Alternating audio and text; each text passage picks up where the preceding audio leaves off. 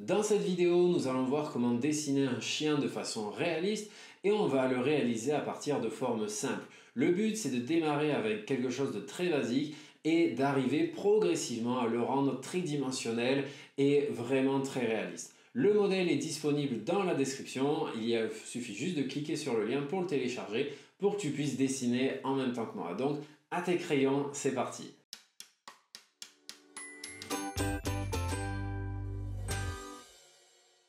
On va commencer ce travail par l'identification des formes avant de les dessiner.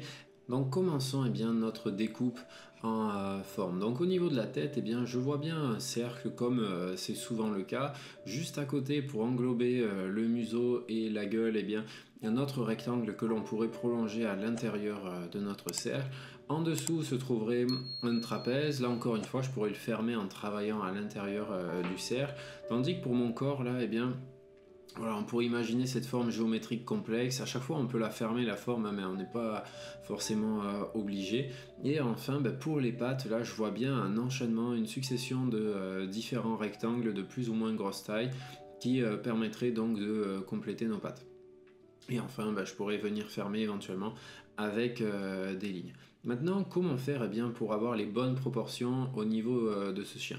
Là encore, avec ces techniques des formes, on pourrait identifier les différentes proportions. Par exemple, là, je vois bien une découpe en tête, en hauteur de tête. Par exemple, là, je pourrais venir tracer 3 cercles d'approximativement la taille de la tête pour l'ensemble du corps. Et comme cela, je sais qu'ensuite, quand je vais dessiner mon chien, si le corps est égal à 3 têtes de hauteur, les proportions seront plus ou moins correctes pour mon chien. Donc c'est un bon élément de repère pour avoir les bonnes proportions au niveau de notre animal. Place maintenant au tracé de ces différentes formes. Donc je suis sur une feuille A4, là donc environ 20 par 30 cm. Et ce qui va rendre intéressant ce travail aussi, c'est de voir comment travailler sur une échelle différente là, parce que sur la feuille que vous avez pu voir sur laquelle j'ai effectué mes formes, le chien était beaucoup plus petit que ce qu'il ne va l'être maintenant.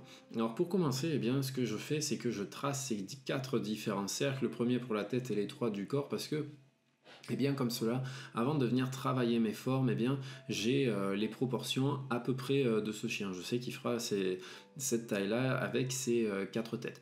Partant de là, on peut venir tracer ce rectangle qu'on avait vu au niveau du museau et de la gueule, et je peux poursuivre avec cette ligne droite qui est juste en dessous de ce cercle, et je peux la prolonger en fait jusqu'à ma patte. Ça va quasiment être cette même ligne droite avec laquelle je vais pouvoir commencer à tracer les premiers petits rectangles pour le bout de la patte, et ensuite en tracer d'autres sur la partie basse pour d'autres rectangles, donc pour l'autre patte, comme cela. Ensuite, si je regarde bien sur ma feuille, ce rectangle, je peux le faire remonter jusqu'à peu près le deuxième cercle, et je continue donc avec ces lignes qu'on avait vues sur la partie basse. L'autre rectangle pour cette patte, pareil, je me sers de ces cercles que j'ai tracés, et je vois qu'il va remonter jusqu'à ce deuxième cercle également.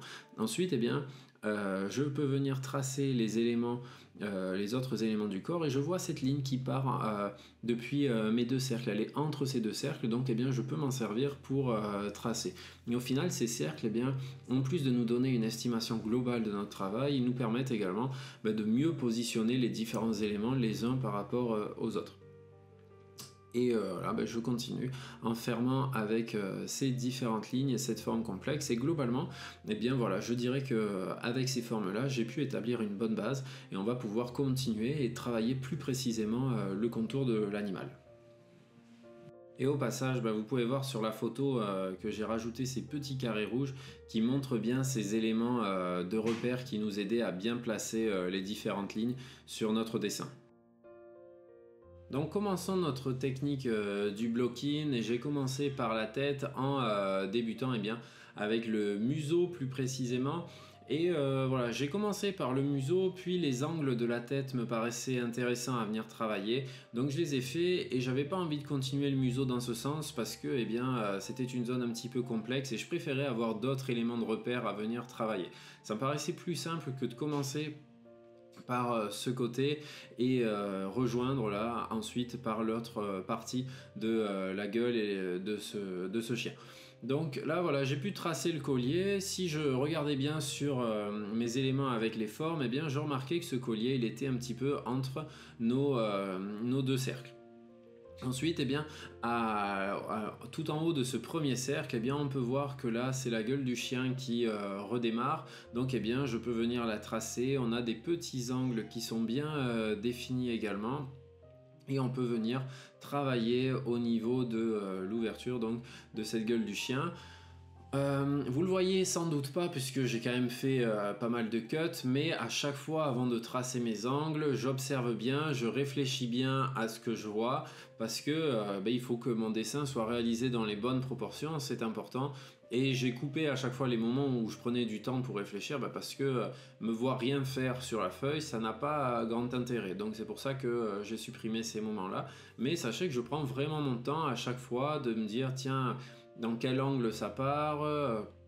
On pourrait presque utiliser la visée d'angle pour s'assurer d'avoir les bonnes proportions. Donc voilà, prenez le temps avant de le travailler et c'est ce que j'ai fait notamment avec cette ouverture au niveau de la gueule qui est pas très simple. On a plusieurs lignes, plusieurs directions. Donc voilà, essayez de bien faire au mieux pour mesurer les différents angles de ce contour et là c'est vraiment le but avec ce block-in. Autre chose, je me repère beaucoup grâce aux différents éléments. Là voilà, je vois que la gueule du chien, l'ouverture, elle se termine à peu près à la même hauteur que là où va démarrer son cou. Donc voilà, encore une fois, en s'aidant avec les différents éléments, eh bien c'est beaucoup plus facile je trouve de progresser et d'être juste dans le travail que l'on va faire. Et au passage, vous pouvez voir cette ligne dont j'ai parlé entre la bouche et le cou que j'ai rajouté en bleu.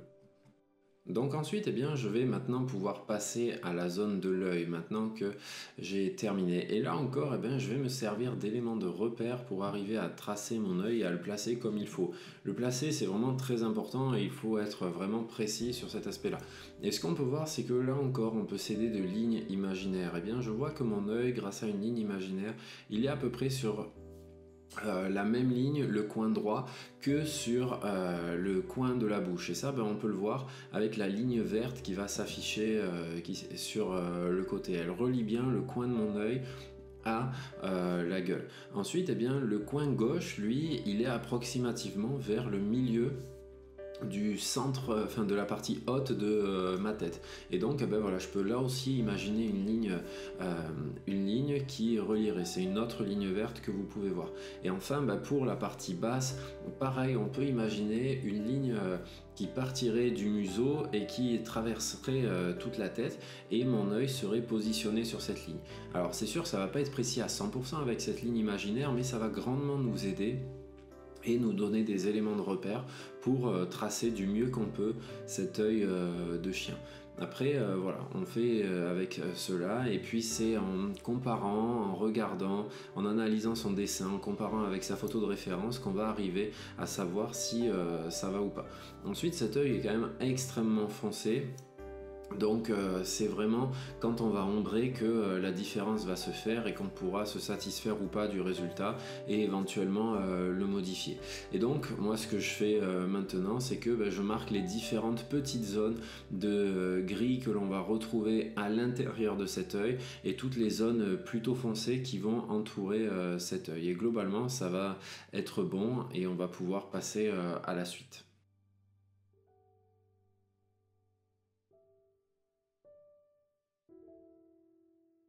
Il est vrai que normalement, j'ai tendance à dessiner tout le contour de l'animal que je vais réaliser avant de m'attaquer aux éléments intérieurs. Mais là, voilà, c'était vraiment trop tentant. J'avais vraiment envie de positionner cet œil et de voir un petit peu à quoi ressemblerait mon dessin, ne serait-ce que le contour avec cet œil, s'il serait plutôt fidèle ou pas. Donc c'est vrai que j'ai brisé cette règle que j'applique habituellement. Mais comme on dit, les règles sont faites pour être brisées. Donc voilà, c'est pas très grave en soi, on peut tout à fait commencer un élément, puis passer sur autre chose. Voilà, c'est pas gênant en soi et ça n'empêche pas le bon déroulé de ce dessin. Donc ensuite, je peux continuer, partant de là, je vais marquer les différents angles que l'on va retrouver sur le reste du corps. Et pour le coup, ça va pas beaucoup changer de notre travail sur les formes parce que les formes tracées précédemment étaient assez précises et il n'y avait pas beaucoup d'éléments qui changeaient. Peut-être par ici, voilà, j'avais oublié la patte arrière qui était cachée par l'herbe qu'on peut venir rajouter. Mais les angles vont pas non plus être trop marqués. Bien évidemment, il va y en avoir un petit peu, mais pas autant que sur d'autres dessins que l'on pourrait réaliser. Là, donc voilà, j'arrive sur la zone des pattes et je vais progresser tranquillement pour réaliser ce block-in, ce travail sur les angles, sur l'ensemble de l'animal. Là, je peux venir marquer cette zone qui délimite le pelage blanc aussi et le pelage plutôt clair sur la partie du buste du chien. Et voilà, donc là c'est pareil, quand on travaille sur la technique du block-in, sur ce contour à l'intérieur, eh bien on vient marquer les contours qui vont nous être utiles. Par exemple, moi là, je sais que le fait de tracer la laisse du chien sur son buste, ça va m'être utile, donc je vais venir la marquer. Et c'est pareil pour tous les autres éléments, toutes les zones plutôt foncées ou plutôt claires qu'on va pouvoir marquer. Pour mes pattes, là, je vais pas avoir besoin d'être non plus trop précis. Juste voilà, un contour basique pour le moment. Peut-être ensuite travailler l'intérieur et les zones d'ombre, mais ça devrait aller. C'est pareil pour la silhouette, quand après je vais la travailler plus précisément. J'aurai sans doute pas besoin non plus de venir marquer chaque touffe de poils qui dépasse et qui prend une certaine forme.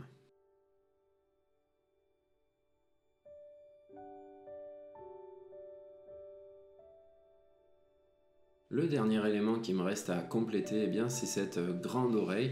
Et pour savoir comment la placer exactement, je m'aide là encore de la comparaison avec les autres éléments. Par exemple, je compare la hauteur de mon oreille avec la hauteur de la mâchoire de ce chien. Et puis là, donc c'est bon. Donc j'efface tout ça et on va travailler notre contour avec un peu plus de souplesse et travailler des bords parfois un petit peu plus arrondis que ce que l'on a pu faire jusqu'à maintenant, afin d'avoir un contour global qui soit déjà léger et plus représentatif encore de notre travail final et de ce que l'on veut faire avec ce beau chien.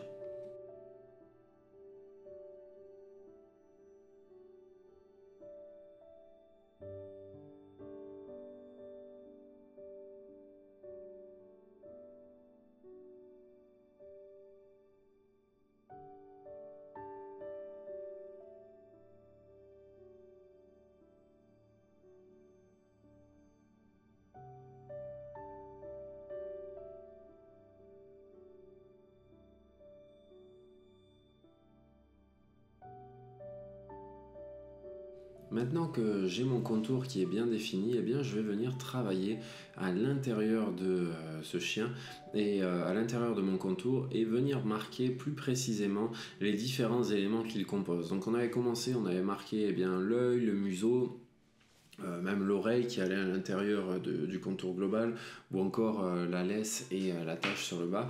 Maintenant, je vais marquer les éléments plus précisément. Déjà, je vais pouvoir marquer les dents de ce chien qui sont bien proéminentes et proéminentes, que l'on remarque bien. Donc, il s'agira aussi de bien penser à les marquer, de ne pas les oublier. Ensuite, je vais marquer toutes les taches d'ombre, tout l'ombrage en fait que l'on va retrouver aux différents endroits de ce chien, et essayer de marquer un petit peu la frontière, la bordure de ces zones d'ombre qui vont être très foncées par endroits et qui à d'autres endroits ne le seront pas autant. Par exemple, là sur l'oreille que je vais travailler, on va remarquer de très nombreuses zones d'ombre, même si c'est vrai qu'elle peut paraître un petit peu confuse cette zone, on arrive quand même à repérer à l'intérieur de cette large zone des plus petites. Par exemple, sur le côté, on a une zone assez claire. Au milieu, on remarque une ligne assez foncée qui vient séparer nos éléments. Et de cette manière-là, je vais arriver donc à ombrer plus précisément par la suite, et j'aurai moins besoin de me prendre la tête, de me dire tiens, qu'est-ce qui va là, qu'est-ce qui est foncé à quels endroits, etc. Donc là encore, on se facilite la vie avant de venir par la suite ombrer dans le détail chacun des éléments. Là, voilà, au niveau de la pâte, eh bien, j'ai un petit peu prolongé mon trait et je vais pouvoir marquer les zones d'ombre que l'on peut voir sur le côté, là, juste derrière cette pâte. Donc on voit très clairement là, avec notre ombrage que on va avoir une source de lumière qui va venir principalement du haut et donc de la droite. Et de ce fait, beaucoup d'éléments qui vont se retrouver sur la gauche vont être plus sombres. Donc voilà, c'est bientôt fini et ensuite on va pouvoir commencer réellement l'ombrage de ce chien.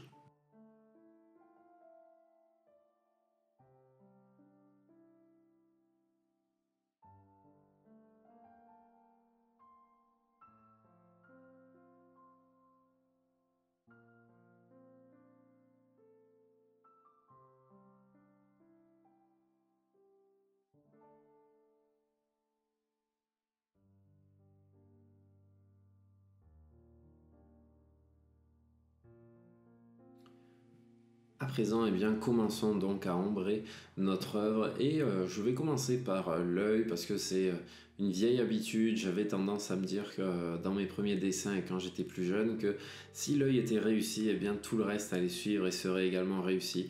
Alors que c'est pas forcément le cas en vérité. Donc, mais malgré tout, j'ai quand même gardé cette vieille habitude. Donc c'est parti et on commence donc avec cet œil. On a cette partie haute qui est vraiment très très foncée et là j'y vais avec du 14B tout en appuyant vraiment très bien sur ma mine. Et ce que je vais commencer par faire, c'est marquer tous ces éléments foncés au niveau de l'œil parce que ils sont les plus évidents, ce sont ceux qu'on voit vraiment le plus.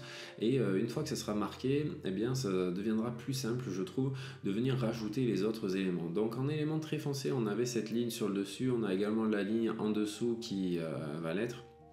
Et puis au coin de l'œil, on va également avoir des éléments vraiment très foncés. Alors on sera plus sur l'œil à proprement parler et son intérieur, mais tous les éléments qui sont autour sont aussi très importants pour lui conférer un sens plutôt réaliste. A noter aussi que là, pour arriver à dessiner mon œil correctement, j'ai mes crayons qui sont extrêmement bien taillés. Et dans ce coin de l'œil, on peut voir que là, il y a une subtile différence de gris, donc ça se voit peut-être légèrement, et j'ai un tout petit peu moins appuyé sur le crayon au niveau du coin de l'œil. Ensuite, je retourne à l'intérieur de mon œil, et j'ai mon bord donc, qui est très foncé, comme vous pouvez le voir, et plus on va se rapprocher ensuite de cette zone blanche sur les éléments restants, cette zone de highlight, et plus, mes éléments vont s'éclaircir. Donc là, avec mon crayon, à mesure que je me dirige vers la partie haute, je suis un tout petit peu plus léger sur les traits pour avoir un gris qui soit moins foncé.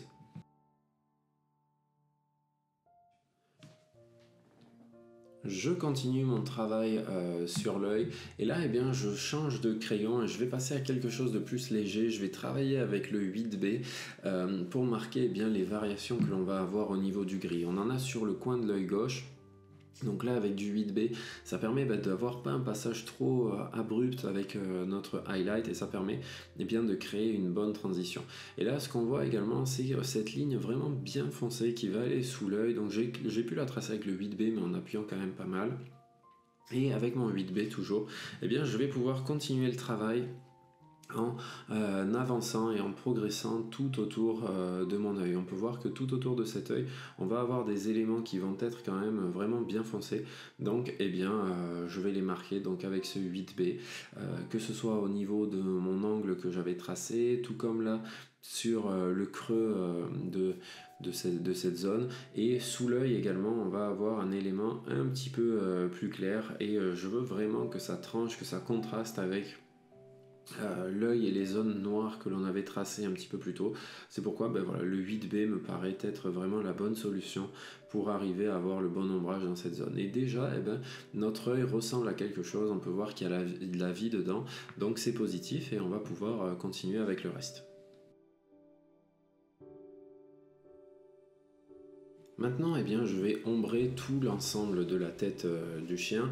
Et pour commencer, je vais appliquer du HB sur la partie haute de la tête, puisque sur cette partie haute, c'est là que l'on va retrouver les éléments plus clairs. Donc le HB me paraissait pas mal pour établir une base. Ce que je fais aussi, c'est que je vais effacer le contour de ce chien que j'avais tracé avec le crayon, parce que mon contour il est plus foncé que l'ombrage que je dois actuellement réaliser. C'est quelque chose qui arrive très souvent et il faut effacer le contour, sinon on va se dire qu'il y a quelque chose qui ne va pas avec le dessin. Ensuite, maintenant que j'ai effectué ce travail avec le HB, je passe à quelque chose d'un peu plus foncé, parce que dans la zone, on peut voir que graduellement, ça va devenir de plus en plus foncé quand on va se diriger vers la partie basse.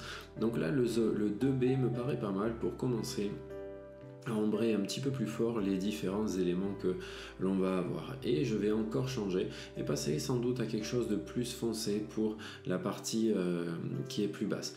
Ou alors j'appuierai un petit peu plus sur le crayon. Mais là voilà, je vois que ce n'est pas suffisant, donc je passe à du 6B pour cette zone d'en dessous. Là pour le moment, quand j'ombre les différents éléments de mon dessin, il n'est absolument pas question de texture, de penser au poil du chien. Moi tout ce que j'ai en tête là, c'est de tout simplement marquer les différentes zones d'ombre que l'on va retrouver sur la tête de ce chien et les marquer avec précision. Et on va pouvoir se rendre compte que déjà, rien que le simple fait de marquer ces zones avec précision, ça va me permettre d'avoir ma tête qui va paraître volumineuse et en 3 dimensions. Donc voilà, là maintenant je suis passé à quelque chose d'encore plus foncé et je marque avec donc mon crayon 14B, je vais marquer les éléments les plus foncés qu'on va avoir sur la partie basse, parce que sur la partie basse on va avoir des éléments très très très foncés. Voilà, c'est plutôt maintenant que j'ai le 14B, un peu plus tôt j'étais en réalité avec du 10B parce qu'on était légèrement plus foncé que ce que j'avais en 6B. Donc voilà, j'ombre ces éléments. Je peux venir ombrer également sous sa mâchoire avec mon 14B, ces éléments foncés qu'on va retrouver.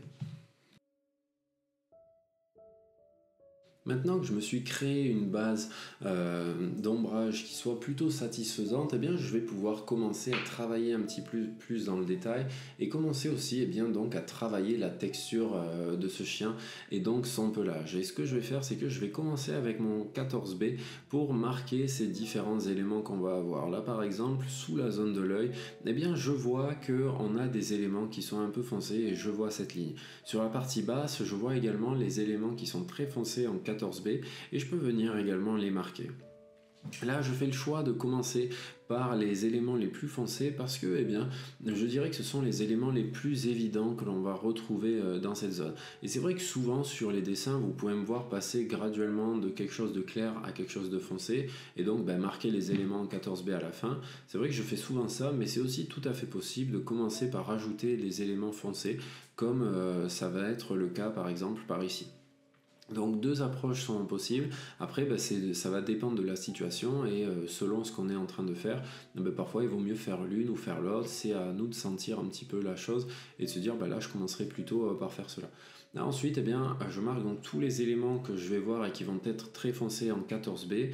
Et la raison pour laquelle je fais ça, c'est que j'ai envie d'être efficace sur mon dessin et ça va plus vite dans la réalisation quand on marque tous les éléments d'une même valeur de partout. Déjà voilà, quand je regarde sur mon modèle, c'est plus facile de se concentrer sur une valeur à la fois. Alors attention, j'adore dessiner, j'aime créer, mais j'aime quand ça va vite parce que j'aime être efficace. Ça fait partie du tempérament de chacun. Mais voilà, j'aime être efficace et surtout quand on dessine les animaux dans la vraie vie, quand on les observe, il faut avoir cette efficacité parce que malheureusement les animaux ils ne prennent pas la pause ou alors ils la prennent vraiment pendant pas longtemps. Donc c'est pourquoi j'essaie d'avoir cette efficacité en tête et de marquer tous les éléments d'une même valeur. Donc là voilà, maintenant que j'ai fait ça, je vais venir travailler mon pelage et rajouter des poils courts. Encore une fois, c'est vrai que j'ai pas assez insisté dessus plus tôt, mais là pour ce chien et sa tête, on va avoir des poils courts et je vais les marquer avec une valeur de gris intermédiaire qui soit moins foncée donc que ce qu'on vient d'appliquer avec le 14B.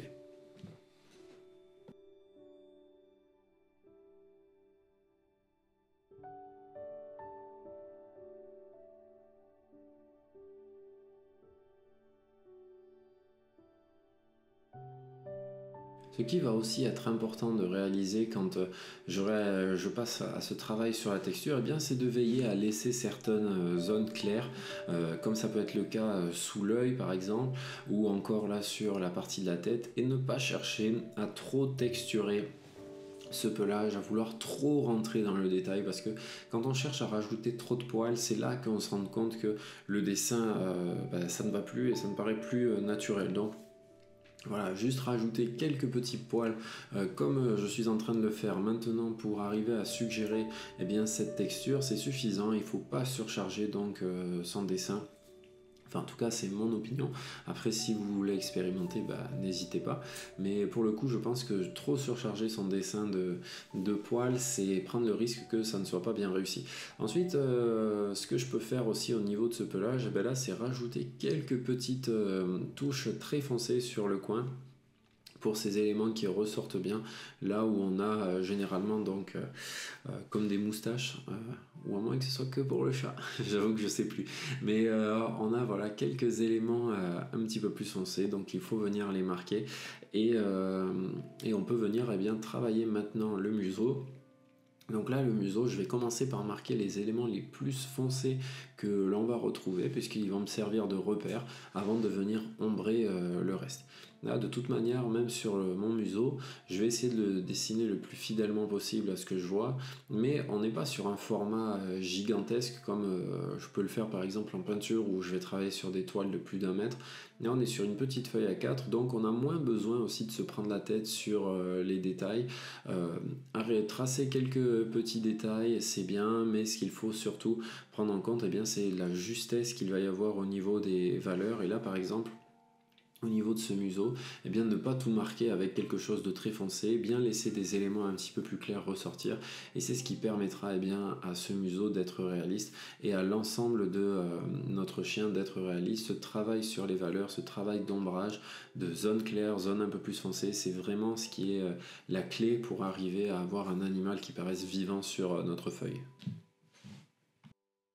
Alors passons maintenant à la gueule du chien, et comme je l'ai fait précédemment, je viens marquer tous les éléments les plus foncés que l'on peut voir sur cette gueule avec du 14B, et je les marque parce que ce sont ceux qu'on distingue le plus facilement dans la zone, et de ce fait ensuite ça sera beaucoup plus facile de venir placer les autres éléments un peu plus clairs que l'on va avoir. Donc voilà, je les place avec mon 14B, j'essaye tout de même d'être précis pour ensuite que ce soit le plus simple possible. Donc là voilà, en élément, j'avais toute cette partie arrière sur la gauche, je vais en avoir également des éléments foncés au niveau de la zone qui va être collée au croc de ce chien, et ensuite j'aurai également quelques petits éléments foncés là sur mon bord. Mais globalement, je dirais que pour les éléments les plus foncés que l'on peut retrouver, c'est à peu près tout. Ensuite, on va avoir des marques entre ces éléments qui vont être un petit peu plus clair. Donc je vais y aller avec mon 14B dans la zone, encore une fois. Cependant, je vais beaucoup moins appuyer sur le crayon, je vais être très léger. Comme ça, on arrive à voir que c'est foncé, mais il y a quand même une différence de valeur qui est assez subtile, comme c'est le cas là. Et enfin, avec le stylo gomme, je peux venir marquer des éléments encore un peu plus clair pour créer un peu plus de volume au sein de cette zone, et donc la rendre un peu plus réaliste. Là sur cette zone de gauche, on peut voir que les éléments sont quand même assez foncé, donc je suis avec ce crayon qui a malgré tout qui est malgré tout assez élevé, voilà, je remarque que sur le coin gauche je suis plus foncé que sur la partie droite, donc j'allais plutôt fort sur la partie gauche et que sur la partie droite. Et pour ma langue, on peut voir que là encore je me suis servi de mon crayon en étant très très très léger pour qu'elle ressorte bien, et avec la gomme j'enlève du graphite pour faire ressortir le highlight que l'on peut retrouver au niveau de cette langue. Au niveau des dents, je trouve que l'approche en traçant le contour d'abord de mes dents, ou des crocs plutôt du chien, tracer leur contour, ça va me simplifier la vie aussi pour ensuite venir les ombrer, et venir ombrer également la langue que l'on peut voir sur le dessus, surtout que cette langue elle est pliée, et le pli de cette langue fait que elle nécessite un ombrage particulier. Et enfin, pour les crocs, je ne vais pas les laisser en blanche comme cela, je vais appliquer du HB très délicatement dessus, puisque les dents, contrairement à l'idée qu'on se fait d'elles, elles ne sont jamais véritablement blanches, mais plutôt grises. Et enfin, dernier détail que je peux appliquer, une petite touche un petit peu plus claire sous mes dents avant de venir tracer cette ligne très foncée que l'on retrouve sur la partie basse. Enfin, foncée, mais un petit peu moins quand même que ce qu'on a pu travailler dans la gueule du chien. Et voilà, donc on va pouvoir continuer avec d'autres éléments de son corps. Voilà, là, mon visage me donne satisfaction et je peux passer sur la zone suivante. Donc, dans l'ordre logique des choses, je me dis qu'on peut continuer avec l'oreille. Donc, l'oreille, ça va être une zone qui ne va pas forcément être des plus simples parce qu'on a des cheveux qui vont partir dans toutes les directions. Et en plus de ça, les zones peuvent être un petit peu complexes à analyser et à séparer. Donc première des choses que je fais, c'est que je vais marquer des limites un petit peu entre toutes ces différentes zones et venir marquer des cheveux, des poils qui me paraissent être les plus caractéristiques, ceux qui vont être ceux qu'on va le plus remarquer et qui vont bien permettre d'établir différentes zones entre les différents éléments de cette oreille de chien. Là, en général, ce sont les éléments les plus foncés qu'on va pouvoir repérer au sein de cette zone qui est déjà en elle-même très foncée. Et j'avais pu marquer des poils un petit peu plus clairs qui permettaient de séparer cette bande, ce groupe de poils assez clair de la zone plus foncée sur la gauche. Voilà, donc globalement, ce que j'ai fait là devrait suffire. Et maintenant, ce que je fais, c'est que je vais m'appliquer une base pour mon ombrage. Et sur cette partie de l'oreille, on peut voir qu'on a des éléments vraiment très très clairs. Donc ma base, eh bien, je l'applique en HB et par-dessus, eh bien, je viendrai rajouter d'autres éléments un petit peu plus foncés que l'on va pouvoir retrouver.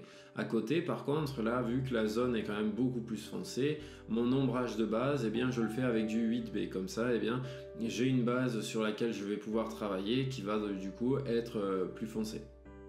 Et c'est comme ça que je progresse et ça me permet de démarrer en toute sérénité et avec confiance sur cette zone sans faire des choses trop compliquées pour le moment. Et en décomposant comme cela étape par étape, on va se simplifier la tâche pour le travail de cette oreille.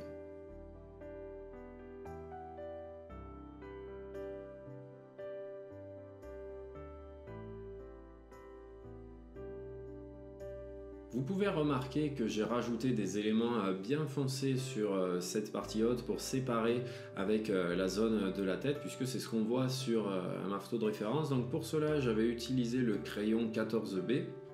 Et ensuite, partant de là, eh bien, je peux rajouter quelques poils qui vont être plus clairs que ces éléments en 14B, mais un peu plus foncés que la zone en HB que l'on avait créée dessous. Et c'est comme ça que je vais procéder pour mon oreille. Graduellement, je vais rajouter des éléments qui vont être de plus en plus foncés, rajouter des poils qui vont partir dans des directions multiples en leur donnant un effet un petit peu courbé. Et c'est ce qui va donner à mon chien cette texture de poils ondulés en fait. Ce que l'on remarque aussi, c'est que sur le haut du crâne, il y a certains poils qui vont partir un petit peu comme s'il avait les cheveux au vent. Et donc je les ai tracés délicatement avec un crayon très léger pour qu'ils ne ressortent pas trop puisque cette zone est vraiment bien claire. Ensuite, comme je le disais plus tôt, je vais avoir des cheveux, des poils qui vont partir de façon ondulée dans des directions multiples et donc je viens les marquer. Là je marque des éléments bien foncés comme cela et peu à peu c'est ce qui va donner à cette oreille son aspect réaliste comme on peut le voir sur la photo. Donc là vraiment je travaille avec la pointe de mon crayon parce que j'ai envie de travailler la texture de pelage et j'ai envie d'être précis dans ce que je fais et également foncé par moment, donc c'est pourquoi là travailler avec la mine est ce qui fait le plus sens. Pour améliorer ma zone et créer un peu plus de relief, avec le stylo gomme, je vais pouvoir effacer quelques endroits. Et là encore, je fais comme si je travaillais avec le crayon en gommant. Si cette vidéo te plaît, sache qu'il y en a beaucoup d'autres qui t'attendent. Sur mon site, tu trouveras des dizaines d'heures de cours de dessin en temps réel. On y travaille toutes les thématiques, les bases pour bien démarrer, les portraits, le corps humain, les animaux et la perspective pour construire des scènes entières. Chaque tutoriel est guidé du début à la fin comme si tu dessinais à mes côtés. Tu verras comment corriger tes erreurs, gagner en précision et donner plus de force à tes dessins. Alors si tu veux progresser et découvrir tous ces cours de dessin, clique sur le lien en description. Sinon, c'est reparti pour cette vidéo.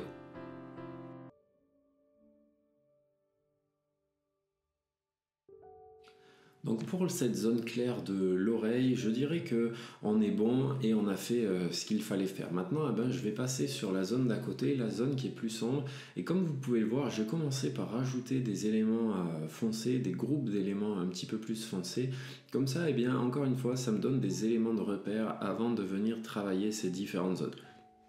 Et là, pour le reste, je vais maintenant rajouter des poils individuels. Alors, je ne cherche pas à les placer exactement au millimètre près comme sur ma photo de référence, parce que si je devais dessiner un chien dans la réalité comme ça, en l'observant de son vivant et pas d'après une photo, ça serait très compliqué d'arriver à dessiner chaque poil au millimètre près. Donc, ce qui est important, là, ça va être d'arriver à observer la direction générale des poils, les endroits où on va avoir des éléments plutôt foncés ou des éléments un petit peu plus clairs et venir les rajouter. Comme sur la partie haute, là aussi, vous pouvez voir que j'ai rajouté quelques poils qui partaient vers l'extérieur pour donner encore cette impression de cheveux qui vont dans le vent. Et je continue là avec ces éléments sur la partie basse et de étape par étape cette oreille va prendre forme grâce à ces éléments foncés que je vais rajouter un petit peu de partout et comme vous avez pu le voir par endroits je viens créer un petit peu plus de profondeur en rajoutant des éléments plus clairs, en créant des highlights qui vont ressortir grâce à mon stylo gomme. Et voilà, globalement, je vais finaliser ce travail en faisant ça et en répétant ce procédé sur l'ensemble du reste de ma zone d'oreille.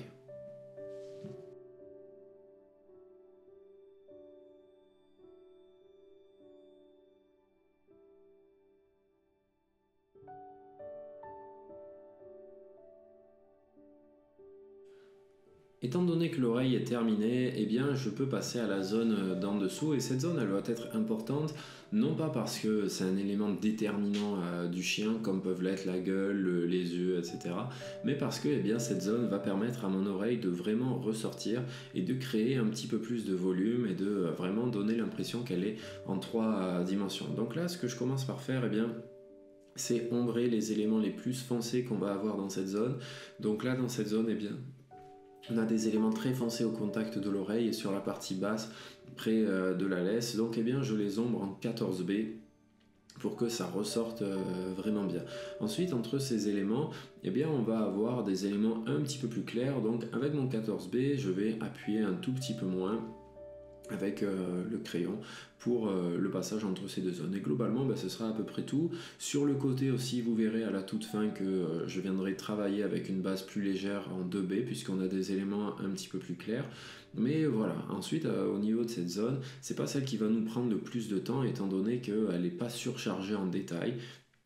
Donc on va la faire assez rapidement mais en effectuant un travail tout à fait correct afin d'avoir une certaine cohérence sur l'ensemble de l'œuvre. Il y a des zones comme celle-ci qui ne nécessitent pas beaucoup de temps mais elles sont importantes et il faut prendre le temps de bien les réaliser pour arriver à créer une sorte d'harmonie générale sur l'ensemble de notre œuvre et faire en sorte qu'on n'ait pas des éléments qui soient magnifiques, qui soient extrêmement bien détaillés, extrêmement bien précis et d'autres qui ne ressemblent à rien. Donc voilà, parfois ce sont des zones qui peuvent paraître moins importantes où on a peut-être moins envie de passer du temps parce que ça fait pas partie des éléments les plus marquants d'un objet, d'un animal, d'une personne, mais il faut bien les réaliser pour que l'ensemble de notre élément soit bien réaliste. Et ça par exemple si on devait le comparer avec certains éléments du portrait d'une personne, moi je dirais que ça me fait penser par exemple à l'oreille. L'oreille, moi à chaque fois ça fait partie de la chose que j'ai pas du tout envie de dessiner quand je fais le portrait de quelqu'un parce que c'est pas forcément ce qu'il y a de plus beau et ce qui fait qu'on reconnaît la personne, mais si une oreille est mal faite notre résultat va être gâché et on reconnaîtra pas forcément la personne, ou alors la chose qu'on verra en voyant ce dessin c'est se dire mince, il y a quelque chose qui cloche, c'est dommage, pourquoi est-ce que cet élément n'a pas été aussi bien réalisé que le reste, ça vient gâcher mon résultat global. Et comme vous pouvez le voir, eh bien, j'ai commencé à travailler la texture de ce pelage par ici en rajoutant des éléments plus foncés sur ces zones que j'avais ombrées avec le 14B ou même sur la petite zone en 2B sur le côté. Quelques petits éléments plus foncés et comme je le fais maintenant, eh bien, quelques éléments plus clairs pour accentuer cet effet de tridimensionnalité de la zone.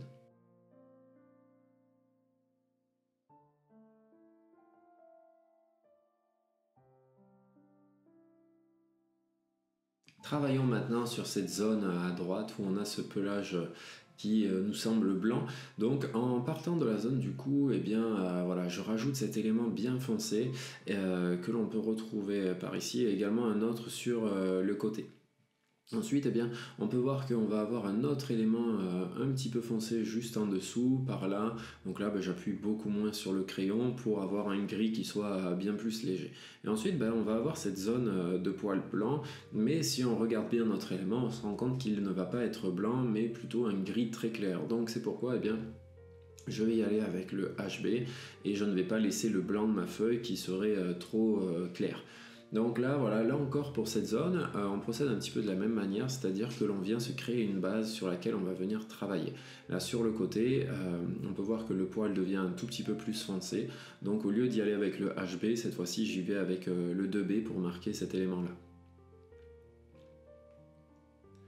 Maintenant, on peut venir travailler cette zone avec un peu plus de détails. Donc là, je prolonge les poils que l'on peut voir et qui partent de la gauche de cette zone de l'oreille et qui vont arriver par là. Et je travaille aussi avec ces poils qui partent de la tête et qui se retrouvent également sur cette zone. Enfin, sur le côté, on va également avoir des poils un petit peu plus foncés et là, on va pouvoir donner et créer le mouvement avec nos coups de crayon, puisque là encore on peut voir des poils un petit peu frisés, un petit peu ondulés, et donc avec mes crayons, bah, c'est important que je crée le mouvement pour arriver à rendre cela réaliste. Et je le crée ce mouvement eh bien, en traçant des lignes un petit peu circulaires ici et là, et par-dessus cette zone que l'on avait travaillé en HB, on peut venir donc rajouter des éléments un petit peu plus foncés et qui font que ça va ressortir et que ce mouvement donc va être créé, et ces textures aussi.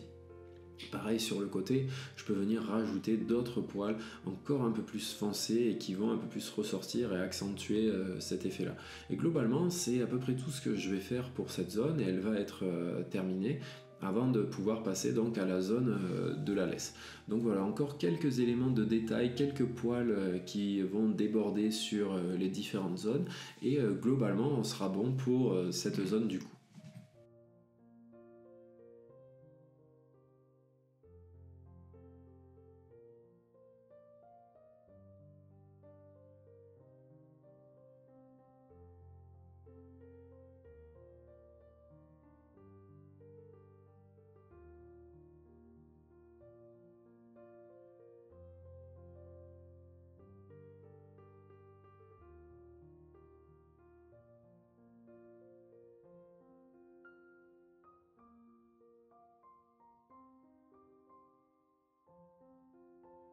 Travaillons sur la laisse, ça devrait être qu'une formalité, ce n'est pas très compliqué. Donc là au niveau de la laisse, eh bien, je suis avec du 12B puisque je la trouve un tout petit peu plus claire que certains éléments que j'ai pu tracer par exemple au niveau des ombrages de l'oreille. Donc je suis avec du 12B mais j'appuie tout de même sur le crayon et pour faire en sorte que mes lignes ne se voient pas trop, j'essaye de faire des petits mouvements circulaires avec la pointe. Ce que je peux faire également, c'est venir définir un petit peu mieux les mèches qui vont venir par-dessus. Comme cela, eh bien, ça donne un effet encore plus réaliste à mon dessin. Et bah, globalement, ça va être à peu près tout. Pas grand chose de plus à vous dire pour cette zone qui n'est pas très complexe. Sur la photo, on peut voir que la laisse a des petits motifs, mais là, mon dessin n'est pas d'un très grand format, donc ces petits motifs, je pense qu'il rajouterait plus de mal que de bien à mon dessin, parce que ça serait très compliqué d'arriver à les faire, ou alors il faudrait que je sois extrêmement précis avec la pointe de mon crayon pour les éviter, et je vous avoue que là c'est pas trop le but de ce cours, donc je vais passer et je ne vais pas les tracer. Parfois selon le dessin, c'est ce que l'on a envie de faire, on n'est pas obligé de rajouter certains éléments qui nous paraissent futiles. Donc voici à quoi ressemble mon chien à l'instant T, maintenant que la tête est faite. Passons à présent à la partie basse de son corps et on va commencer par cette zone qui se trouve sur la gauche, Pourquoi? Tout simplement parce qu'il faut commencer quelque part et que cette zone à gauche là m'allait bien. On aurait tout à fait pu commencer par la zone à droite, mais là voilà, j'avais envie de commencer par celle-ci. Et comme à mon habitude, je vais marquer les éléments assez évidents, ceux qui ressortent bien. Et là je vois que ce contour, le contour de la pâte, là, la zone très foncée ressort plutôt bien. Donc avec mon crayon 14B, je viens la marquer, j'appuie beaucoup. Et on peut voir que je définis aussi les petits poils qui vont par-dessus la pâte qui se trouve sur la droite. Ensuite, en élément assez évident, je dirais qu'on a cette zone claire qui se trouve sur la partie haute. Donc je peux venir l'ombrer très délicatement là avec mon crayon HB et on peut voir qu'elle se prolonge un petit peu sur le côté. Donc cet élément clair, je viens également le rajouter. Et partant de là, je dirais que les autres éléments que l'on va avoir sont quand même assez évidents eux aussi. Donc je vais progresser de haut en bas et ombrer l'ensemble de ma zone avant de venir travailler un petit peu plus en détail la texture de ce chien pour le rendre plus réaliste. Donc voilà, là j'ai opté pour un crayon un peu plus foncé. Je suis là avec du 6B pour marquer ces éléments foncés et on peut voir que cette ligne noire que j'avais marquée au départ, je peux la prolonger et la rendre un petit peu moins claire que ce que j'avais fait en 14B, mais tout de même un petit peu foncé. Ça se voit plus que les autres éléments que j'ai pu rajouter autour. Et ensuite, je vais progresser sur l'ensemble des zones que l'on trouve là. Travailler donc cet ombrage de base, essayer d'appliquer le gris le plus dominant dans chacune des zones en essayant d'être également un petit peu précis dans mon ombrage. Mais voilà, pour l'instant, on applique cette base et comme d'habitude, on est très délicat sur cet ombrage pour pas avoir des traits de crayon qui soient trop marqués sur le papier.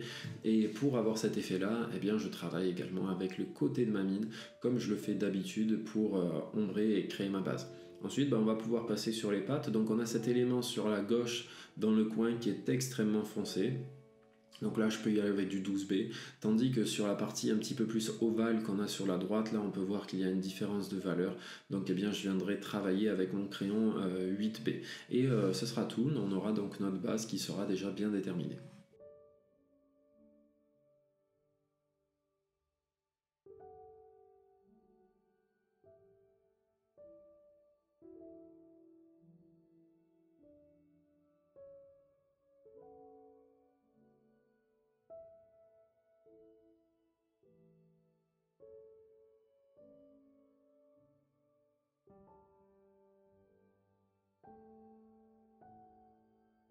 Maintenant que j'ai appliqué une base solide, je vais pouvoir travailler sur les différents pelages de la zone et le travailler plus en détail.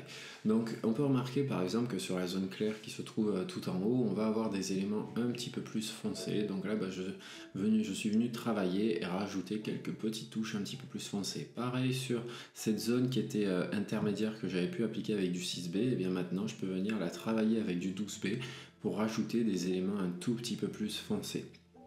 Et là, cette étape, elle va être vraiment cruciale parce que c'est avec ce travail sur les détails, comme c'était le cas pour la zone du cou, que je vais arriver à créer le mouvement du pelage du chien et à donner cet aspect un petit peu ondulé. Donc en travaillant avec ce détail, j'essaie vraiment de retranscrire l'épaisseur et la densité du pelage sans alourdir le dessin avec trop de détails inutiles. Et c'est comme ça que petit à petit le pelage va prendre vie grâce aux différentes couches de nuances qu'on va rajouter. Et on va les ajouter avec patience, c'est important de prendre son temps pour arriver à obtenir une texture harmonieuse et crédible. Et en prenant son temps, ça veut dire déjà être assez souple sur les coups de crayon qu'on va rajouter. Pareil sur les petits coups de gomme avec le stylo gomme, il faut les travailler en souplesse avec douceur pour ne pas trop marquer les traits de crayon non plus et pas faire en sorte que ça paraisse trop forcé. Et c'est avec de la souplesse qu'on va aussi réussir à donner cet aspect un petit peu ondulé au dessin. Donc il faut prendre le temps pour arriver à retranscrire tout cela et donner l'impression aussi que parfois, par endroits, les poils vont se détacher légèrement du reste pour donner donc ce mouvement.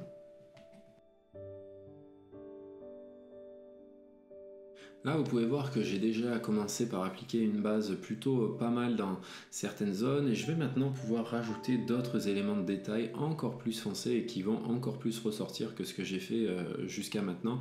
Donc là, voilà, je suis avec ce crayon très foncé et par endroit, dans certaines zones, eh bien, je ne vais pas hésiter à repasser plusieurs fois, notamment sur la zone du haut. Je pourrais aussi tout à fait rajouter quelques détails foncés supplémentaires si j'estime que c'est nécessaire. Par exemple, là, ben voilà, j'observe et je me dis, bah tiens, il y a quelques mèches un peu plus foncées que j'ai envie de faire ressortir, donc eh bien, je reviens et je rapplique quelques éléments foncés. Et je vais progresser comme cela jusqu'à ce que la zone entière me satisfasse pleinement.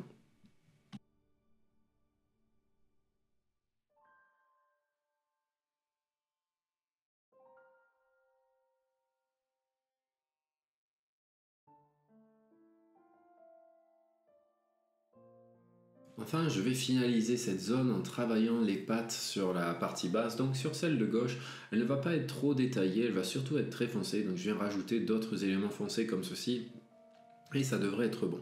Pour celle-ci, je remarque eh bien, que mon ombrage initial n'était pas suffisamment foncé, donc eh bien, je n'hésite pas à repasser dessus pour eh bien, avoir la bonne valeur qui va bien. Donc, je viendrai la retravailler juste après. Par contre, ce que je remarque aussi, c'est que sur le côté, mes petits poils qui débordent et qui s'envolent au vent, eh bien, ils ne ressortent pas suffisamment et donc il faut que je rajoute quelques petites touches un petit peu plus foncées par-dessus. Donc voilà, et maintenant eh ben, je peux retourner sur le travail de ma pâte. Donc ce que je remarque, c'est qu'au centre on va avoir des éléments très foncés que je vais pouvoir venir marquer et à côté ben, on aura quelques petits poils un peu plus clairs et d'autres vraiment bien plus clairs que je pourrais atténuer avec mon stylo gomme, et globalement ben, ce sera bon pour ces pâtes et cette zone en intégralité. On pourra passer sur celle d'à côté.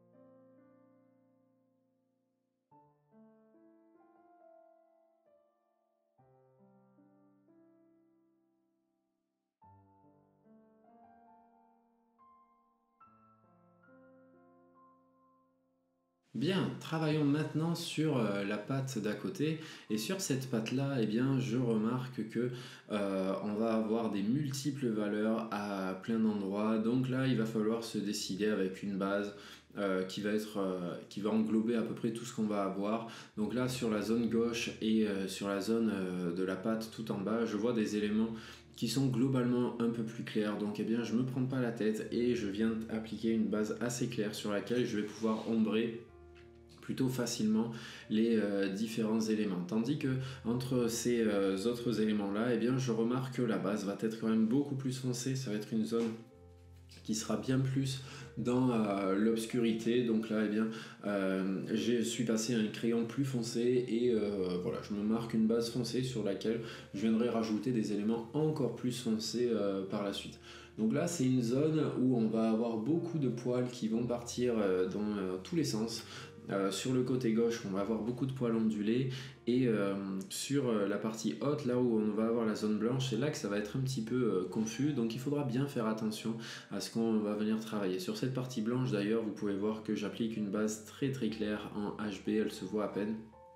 Comme ça, je pourrais rajouter quelques petits éléments foncés par-dessus et ça suffira pour créer une base à peu près réaliste. Là, sur cette zone-là, on va avoir un bord très foncé qui va bien venir séparer la pâte du buste. Donc, eh bien, je l'ai bien marqué comme vous pouvez le constater. Donc voilà, là il faut prendre son temps et ensuite quand on va rajouter les détails, et bien observer le mouvement créé par les poils. On peut voir qu'au niveau de la pâte sur la partie basse, on a un mouvement qui sera assez intéressant à venir travailler. Donc on fera ça à la fin. Donc là, c'est parti, on peut rajouter les poils et les détails que l'on va avoir dans la zone. Et ce que je remarque, c'est que sur la partie haute, j'ai des poils foncés qui ressortent vraiment bien. J'arrive clairement à les identifier, donc je viens les marquer aussitôt. Au moins, ça me fait déjà des éléments de repère. Et en marquant ces éléments qui ressortent le plus, qui sont les plus faciles à visualiser, tout de suite, ça va être plus facile de venir rajouter d'autres groupes de détails par la suite qui seront à côté.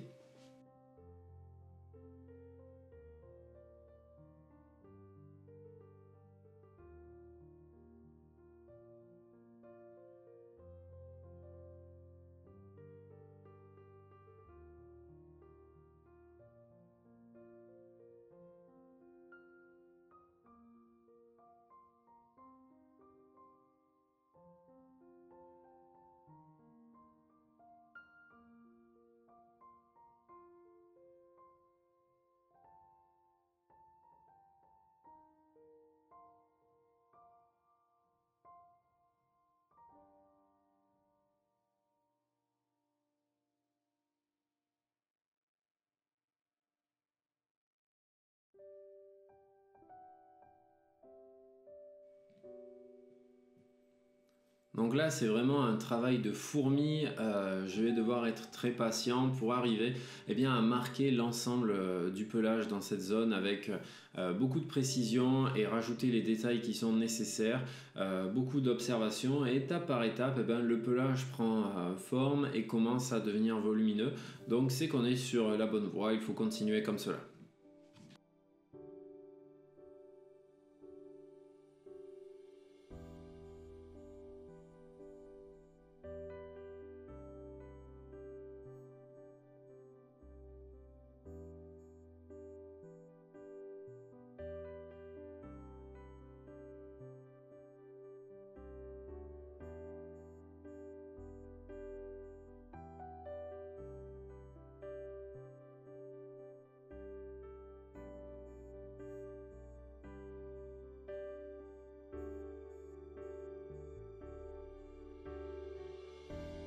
Enfin, dans la zone, je vais maintenant rajouter les éléments les plus foncés que l'on va avoir à côté de ces poils clairs moyennement clairs que l'on a pu travailler plus tôt. Et ces éléments foncés que je vais rajouter, ils vont vraiment permettre à tout mon travail de bien ressortir et de créer encore plus de volume. Donc c'est un petit peu l'élément final de cette zone, ces poils foncés que je viens de rajouter parce que il crée vraiment une grosse différence par rapport à ce que l'on avait initialement. Donc voilà.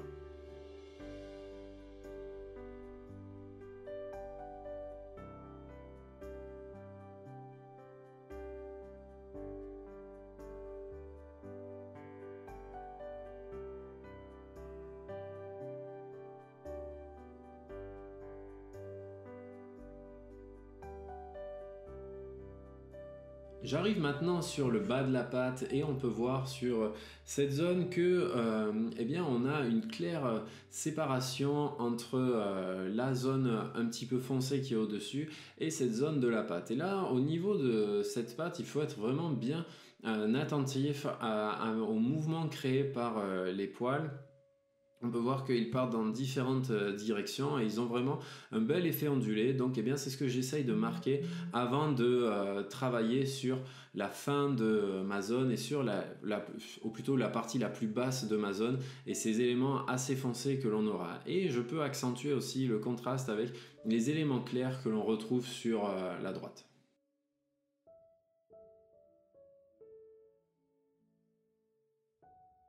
À présent, maintenant que j'ai travaillé sur le poil, je vais travailler sur les petits éléments que l'on a tout en bas de la pâte.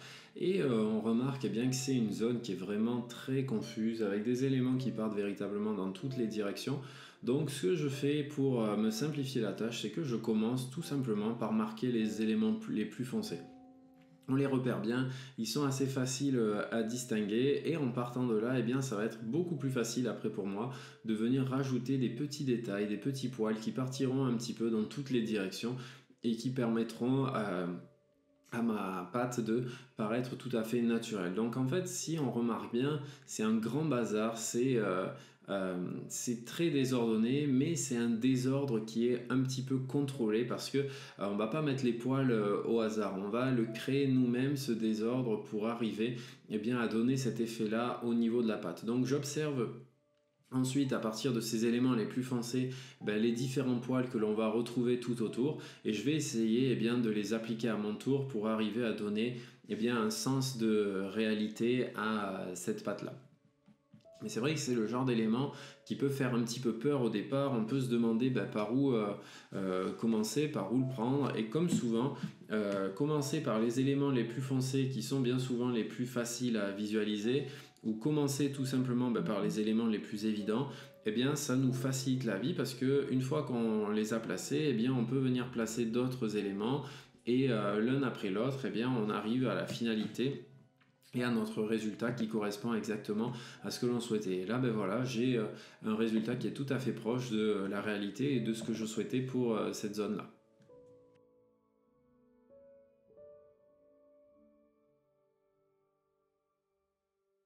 Cette zone sur laquelle on va travailler, là aussi on peut avoir l'impression que c'est un gros bazar, que c'est le chaos et que ça part dans tous les sens. Donc là encore, il va falloir être assez méthodique et essayer d'y voir un petit peu plus clair. Donc déjà sur cette zone de pelage qui peut sembler blanche, j'ai rajouté des éléments un petit peu plus foncés pour que cela ressorte. Ensuite, je vais observer très attentivement mon dessin et venir marquer encore une fois les éléments qui me paraissent les plus évidents. Là, notamment ce que je revoyais et qui n'allait pas, c'est que sur mon bord c'était trop net et moi je voulais que mes poils créent une transition plutôt douce. À propos d'éléments évidents, là dans cette zone, je remarque qu'on a des poils qui partent vers le bas et partent en formant cette espèce d'angle, cette vaguelette. Donc je peux venir les rajouter. Et ensuite, pour finaliser cet élément-là, je prends mon stylo gomme et avec mon stylo gomme, je viens marquer des éléments plus clairs qui ressortent beaucoup et qui font que on va avoir cette espèce d'ondulation au niveau du pelage. Puis je peux continuer avec la zone un petit peu plus basse et la zone un petit peu au-dessus aussi, où je vois d'autres éléments qui prennent une direction un petit peu courbée. Donc je les rajoute et peu à peu, c'est comme cela, en rajoutant un élément puis un autre, que cette zone qui peut paraître très confuse au départ, va sembler l'être de moins en moins. Là, on a notamment cette zone qui est très foncée. Vous pouvez voir que je la marque avec du 12B, ça me semble plutôt pas mal. Mais bien que ce soit avec du 12B, j'appuie pas non plus comme un dingue sur le crayon parce que il va y avoir quelques éléments que je vais vouloir effacer par-dessus. Par contre, quand c'est possible, vous pouvez voir qu'au-dessus, j'ai essayé de réserver quelques zones pour faire en sorte d'avoir un élément clair. Et là, étant donné que j'ai pas appuyé comme un fou sur mon crayon, je peux malgré tout, même si c'est du 12B, venir avec le stylo gomme et effacer certaines zones pour les rendre un petit peu plus claires. Et cette façon de travailler, je pourrais la faire également avec les autres zones. Mais quand je le peux, quand j'ai la possibilité d'être précis et d'éviter de marquer en noir les zones qui sont très claires, je le fais, comme c'est le cas sur cette partie haute. Ok, cette zone foncée, alors déjà cette zone claire que j'avais laissée en blanc, je viens l'obscurcir un tout petit peu parce que je veux pas qu'elle soit blanc, pur blanc. Ensuite, cette zone foncée sur la partie haute, je viens la travailler aussi, je viens la gommer un petit peu. Mais ma gomme me fait des marques un petit peu trop épaisses. Du coup, en repassant avec le crayon et un crayon bien taillé, je peux améliorer mon travail et affiner un petit peu les poils clairs que l'on voit dans la zone. Enfin, sur la partie basse, un élément me paraît tout à fait évident et il faut le rajouter, c'est cette zone d'ombre très foncée que l'on peut remarquer entre les différentes pattes de l'animal. Alors certes, c'est vrai que c'est très foncé, mais ensuite je viendrai gommer un petit peu certains éléments pour créer des poils un petit peu plus clairs. Juste à côté, je peux venir travailler aussi et commencer à marquer des zones un petit peu foncées, mais là je commence en essayant d'être assez précis pour réserver des éléments un petit peu plus clairs que je vais pouvoir travailler dans la zone. Et peu à peu, on commence à arriver au bout de cette zone et on commence à assez bien identifier ce poil qui au départ nous semblait vraiment très chaotique et très confus et pour le coup assez difficile à faire, et bien tout à coup avec ce travail étape par étape, ça commence à devenir concret, à devenir réel et à prendre du volume. Donc c'est bien. Donc là voilà, je rajoute ces derniers éléments foncés et enfin je vais terminer par un gros travail, je pense, avec le stylo gomme pour effacer certaines zones et créer encore plus de volume dans cette zone et faire en sorte qu'on ait vraiment des poils clairs qui viennent par-dessus ces zones foncées. Voici donc à quoi ressemble mon chien maintenant qu'on a bien avancé sur le travail des pattes et du corps. Je passe très vite l'ombrage de cette zone et le reste, le travail sur les détails, je vais aussi le passer un petit peu vite parce que globalement, ce sera la même chose que ce que nous avons fait sur l'autre patte. C'est juste que on aura des mouvements au niveau des poils qui seront un petit peu différents mais globalement, la façon de faire va être la même. Donc là, j'ai ombré avec différentes valeurs de gris, puisqu'on peut voir qu'on a des zones qui sont vraiment très bien marquées et très bien distinctes les unes des autres. Et encore une fois, là, la clé quand on va venir travailler cette zone, ça va être l'observation du mouvement créé par ces poils. Et toujours commencer par ceux qui nous paraissent évidents. Là sur la zone claire, sur la zone haute, on voyait des petits poils un petit peu plus un petit peu plus foncés que ce qu'on avait fait. Donc je les ai rajoutés. Quand je descends et quand je vais vers la partie basse, on peut voir que le mouvement des poils se fait principalement vers la droite. Hormis ces poils un petit peu plus longs que l'on peut voir qui sont plus foncés, eux partent vers la gauche. Donc je les marque. Et étape par étape, comme cela, je vais progresser sur l'ensemble de ma zone pour rajouter ces derniers éléments et finaliser cette pâte. Mais courage, on est bientôt à la fin. Je sais qu'au bout d'un moment, on peut en avoir marre de travailler toutes ces textures de pelage. N'hésitez pas à prendre une pause si vous sentez que c'est nécessaire. Moi, mon dessin, je l'ai fait en plusieurs sessions de dessin. Je ne travaille pas forcément tout le temps, tout d'un coup, parce qu'il y a aussi les aléas de la vie qui font qu'on n'a pas non plus tout le temps plusieurs heures devant nous. Donc voilà, n'hésitez pas à prendre de pause et parce que ce serait dommage de gâcher un si bon travail qu'on aurait pu faire juste avant. Donc voilà, ensuite j'hésite pas aussi à venir retravailler sur les zones précédemment effectuées, leur rajouter plus de poils qui vont déborder sur les deux zones. Ça commence par exemple sur la zone qu'on est en train d'effectuer et ça déborde sur celle qu'on a fait précédemment.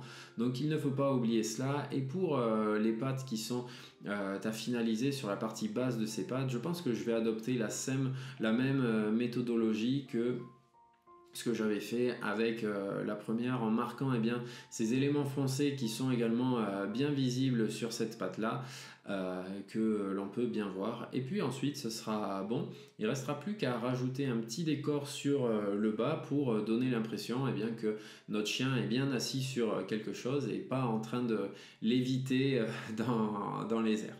Donc voilà, on se retrouve quand c'est fait et ça devrait pas tarder.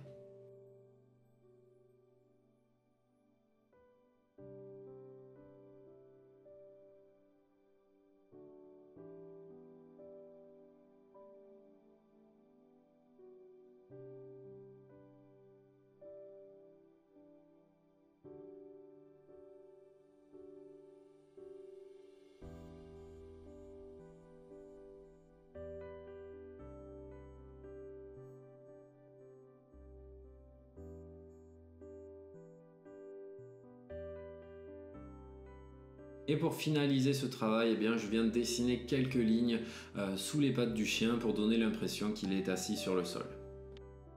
Voilà donc le résultat final de cette œuvre et de ce tutoriel. J'espère qu'il vous aura bien plu. Si vous souhaitez aller encore plus loin, je vous invite à cliquer sur le lien dans la description et à accéder à mon site où vous avez accès à des dizaines de tutoriels pour apprendre à dessiner de façon très réaliste. Donc merci d'avoir regardé et à très bientôt pour un nouveau tutoriel.